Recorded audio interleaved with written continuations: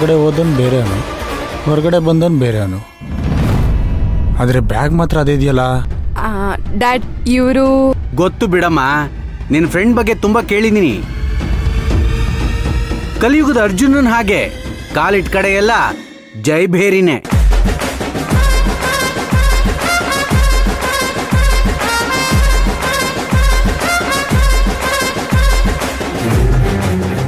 ಹರಾಜಲ್ಲಿ ನಮ್ಮತ್ಗೆಗೆ tough competition ಕೊಟ್ಟು Nutan ಮಹಲ್ನ purchase ಮಾಡಿದ್ ನೀವೇ ಅಲ್ವಾ? ತ್ರಿಲೋಚನಾ, ಈಗ ಈ ಮಾತೆಲ್ಲ ಬೇಕಾ? ಬಂದಿರೋ ಕೆಲಸ ಮುಗಿಸ್ಕೊಂಡು ಹೋದ್ರೆ ಸಾಲ್ದ?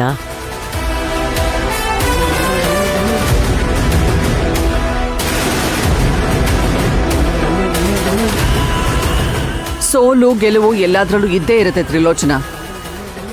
ಹಾಗಂತ ಒಂದ್ಸಲಿ ಸೋತೋರು ಯಾವಾಗ್ಲೂ ಸೋಲ್ತಾನೆ ಇರ್ತಾರೆ ಅಂತಲ್ಲ.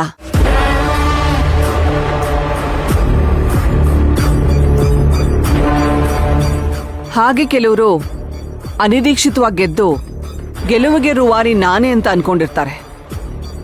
ಇದೆಲ್ಲ ಕ್ಷಣಿಕ ಅಂತ ಅವ್ರಿಗೆ ಗೊತ್ತೇ ಇರಲ್ಲ. ಸಾರಿ ಅತ್ಗೆ, ಅದು ಬಾಯ್ ತಪ್ಪು ಹೇಳ್ಬಿಟ್ಟೆ. ವಸುಂಧರಾ, ಬಾ, ನಾವು ಪ್ರದಕ್ಷಿಣೆ ಹಾಕೊಂಡು ಬರೋಣ.